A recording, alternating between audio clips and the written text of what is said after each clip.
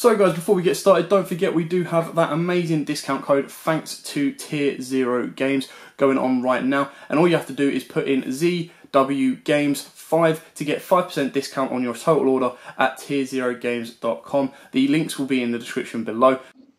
Hey YouTube, this is Joe from Zephyr War Games, and with the release of the latest, character decks, character set I want to call as the Legendary Duelist set, we got an update to Predaplant. Now Predaplant's got like 3 or 4 support cards in this set, really helping boost up the fusion summonings and fusion monster options that they want to go into, to help make the pure variant a lot easier, and it's overall a lot more consistent in terms of like its overall power plays. So I'm going to run through the deck options as you can see here on YUGIOH Pro, because I don't have all the cards.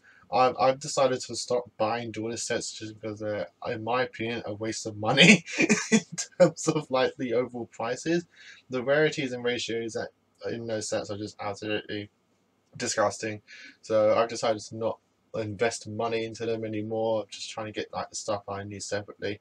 Unfortunately, one of those is evil hero stuff, so that's going to be a bit pricey. So what we have here is an overall build that I feel like I'll be playing if I were to play Predaplants once I get the new support.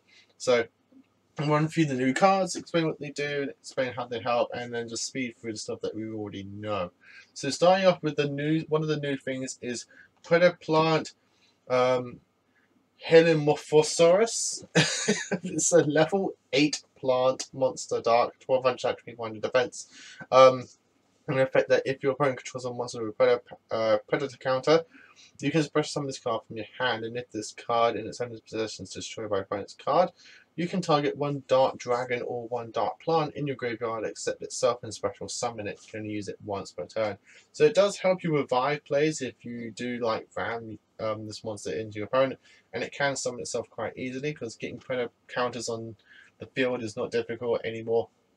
But what it is here mostly for is to help you go into one of your big bosses, which is Greedy Venom Fusion Dragon, while also supplying level 8s in the graveyard to summon itself back. So that's the main reason I'm playing this card. I'm playing it as a 2-of, because you can summon it from the deck as well through like Orphis Scorpio. I don't want to brick on it too much. I am playing one Predaplant Dressopene Hydra. I think this is perfect at 1. You can get into graveyard on the field very easily, and it just helps kaiju your opponent's monsters, as along with one Spinodynia. Just helps get predator counts on the field. Your main one, Predaplant Orphis Scorpio, play that at 3, along with one Dying Tiny Cobra. You can probably put this up to 2 if you want. I think 1 is still pretty good, because you're not really focused on summoning this card off your Orphis Scorpio.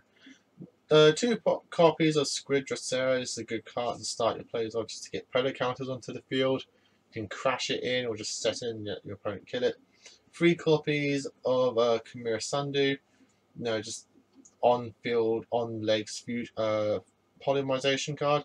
3 copies of Celestilian just helps protect you from getting killed by OTKs, as well as popping your opponent's board and searching your deck for predator cards.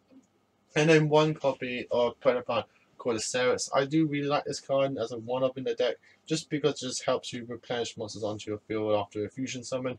So you can go off into another fusion summon. Literally this and one card is like, simple of the new, an easy way to get into your new big boss. And 3 copies of Ash Blossom. Everyone should have Ash Blossom at the moment. Moving on to spells is Free Lord Darkness. 2 of the new Predator Practice. This is a very expensive card from the new set. I don't know why. It's like okay, in my personal opinion, just because you have to special summon Predaplant from your hand to then add a Predator card from your deck to your hand. If it was like special summon Predaplant from your hand or deck, then search one, then yeah, done. I'll be playing it free of, and it would be deserve the price tag, but it's not really worthy of the price tag. It does lock into fusion summons as well from the extra, so you can't exactly go into a link play with this, so bear in mind when you're playing this card if you do get it.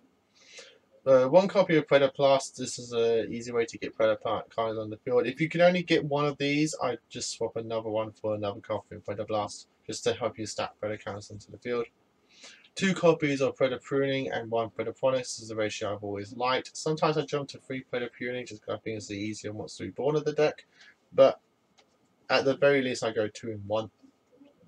And 1 copy of Monster Reborn, just generic. But for the fusion cards, I'm playing 5 of them. So one of the fusion recycling card, I've always liked this in Predaplants, just because I can search it off the Cobra, then play this, search the Poly, and then I will get something, one of my materials back. And then this means I've always got constant polymerization Sonic Scissors on the field. I do play though 2 copies of Super Polymerization. I mean, your main boss monster is Starving Red and Fusion Dragon. You're maxing out on this. So you can, in theory, max out on this as well if you wanted to. It's always live no matter what, so it's like the best fusion spell for the deck. But I am playing one of the Predaplant Fusion. It's sort of like a super polymerization. You can use you can use your opponent's field as well, so long as you're using at least 1 Predaplant. So if a Predaplant monster's on the field, fusion summon 1 dark fusion monster from your extra deck using monsters from either field as materials, including 2 or more dark monsters you control. You can activate 1 Predaplant fusion per turn. So it is sort of like a super poly, so you can use your opponent's monsters if you get the respective requirements in the field. I mean, Predaplant monsters with Predator counters, I believe, are treated as dark monsters as well. So if you get Chimera Sundew on the field, and you have this in play, like your opponent's monsters will be dark, so you can make your Starving Venom or your other monsters as well. Moving on to the traps, so we're playing 3 of the Predator Planning. So what it is that send 1 Predaplant monster from your deck to the graveyard and place 1 Predator counter on each face-up monster in the field. And if you do, any of those monsters are treated as level 2 or higher, become level 1 as long as they have a Predator counter on it. If a fusion if you fusion summon a dark monster while this card is in your graveyard, except during the damage step, you can magic off from your graveyard and target 1 card in the field, destroy it. So it's a good spot removal while also bestowing Predator counters on the field. So it's a really good card. I've seen some people play like a copy of Trap Trick just to have like additional copies to get this card out. You can do that as well. You can even play like Foolish Burial Ghost, just dump it into the graveyard so you can use the graveyard popping effect. So is that I'm playing 2 copies of Predator Planet. Just because it's pretty good now that we have more ways to get Predator counters on the field. The more ways, every time we got more ways to get Predator counters on the field, this card just got overall better. So it's not too bad as a tool. For the extra deck, I'm playing 1 Greedy Venom Fusion Dragon and one of the new guys, which is Predaplant Chestophimium. Takes 3 dark monsters on the field, gains attack equal to the total attack of all other monsters in the field with Predator counters on it. You can use each of the following effects summon once per turn. When your opponent special summons the monsters from the extra deck while you control this fusion summon card, quick effect, you can negate the summon if you do destroy that card. And if your opponent controls a monster with Predator counter, you can special summon this card from your graveyard in defense mode. So he does get himself back pretty easily and does get pretty big. And he is also a solemn warning as well, once per turn. So it's not too bad. This is actually a really powerful card and a good boss monster for the deck. Playing 2 copies of Dracostopedia, just because you can make it pretty easily. 3 copies of Starving Venom Fusion Dragon. This is your main big boss monster you want to go into, just because it can get the overall damage in pretty quickly, as well as just being able to copy opponent's effects as well. So there's that as well. And then we're also playing 3 copies of Chimera Ecclesia, just because this is the easiest fusion monster to go into. So I play 3 of this. I max out on this just because it's the easiest to summon at any situation. I play 3 of this because it's the main boss monster I want to go into. And then these monsters you can like ratio between which ones you prefer. I think this guy is a lot better because it negates, while these 2 are just big for overall damage and push and power plays. Then I'm playing like 1 Borlo Dragon, 1 Nightmare Unicorn, 1 Nightmare Phoenix, 1 We Wish Apprentice, and 1 Over Mage Jasmine for your Link monsters.